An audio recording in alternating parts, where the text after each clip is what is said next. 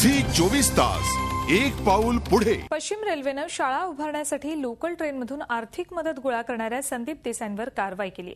ग्रामीण भागात विद्यादानाचं काम करणाऱ्या देसाईंवर भीक मागण्याच्या गुन्ह्याखाली कारवाई केल्यानं संतप्त भावना निर्माण होत आहेत। विशेष म्हणजे 2010 मध्ये संदीप देसाईंना अनन्य सन्मान देऊन झी मीडियानं त्यांचा गौरवही केला होता।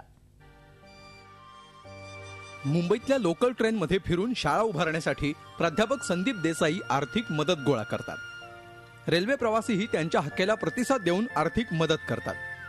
परंतु रेल्वे सुरक्षा दलानं संदीप देसाईंचं अशा प्रकारची प्रवाशांकडे आर्थिक मदत मागणं म्हणजे भीक मागणं ठरवलं आणि त्यांच्यावर कायदेशीर कारवाई केली। संदीप देसाईंनी रत्नागिरी, सिंधुदुर्ग आणि यवतमाळमध्ये शाळा उभारल्यात। रत्नागिरीत आणखी एका शाळेच्या बांधकामासाठी ते सध्या मदत गोळा करतायत। शुक्रवारी रात्री पश्चिम रेल्वेनं अंधेरीहून चर्चगेटकडे जाणाऱ्या लोकलमध्ये ते नेहमीप्रमाणे आर्थिक मदत गोळा करत असताना रेल्वे पोलीस दलानं त्यांच्यावर कारवाई केली आहे। माझी आई आता ह्या जगात नाही तरी पण त्यांच्याबद्दल वाटेल ते बोलत होते, म्हणजे आईच्या नावाने मी काहीतरी फ्रॉड करतोय असं त्यांच्या मनात, आणि त्यांनी आपल्या डोक्यात असंच भरून घेतलं होतं की हा माणूस काहीतरी चुकीचं करतोय आणि त्याच अँगलने सगळे प्रश्न त्यांचे होते।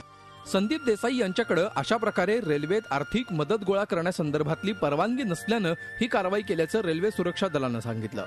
जे इन्स्पेक्टर होते त्यांना डॉक्युमेंट्स दाखवू शकले नाहीत आणि त्यांच्याकडे असलेली ट्रॅव्हलिंग ऑथॉरिटी ज्याला तिकीट आपण म्हणतो तसं तिकीटही नव्हतं। तर त्या अँगलनी जर आपण बघितलं तर ती केस योग्य आहे। सामाजिक भूमिकेतून विद्यादानाचं काम करणाऱ्यांवरच अशा प्रकारची कारवाई झाल्यामुळे संतप्त भावना व्यक्त होत आहेत।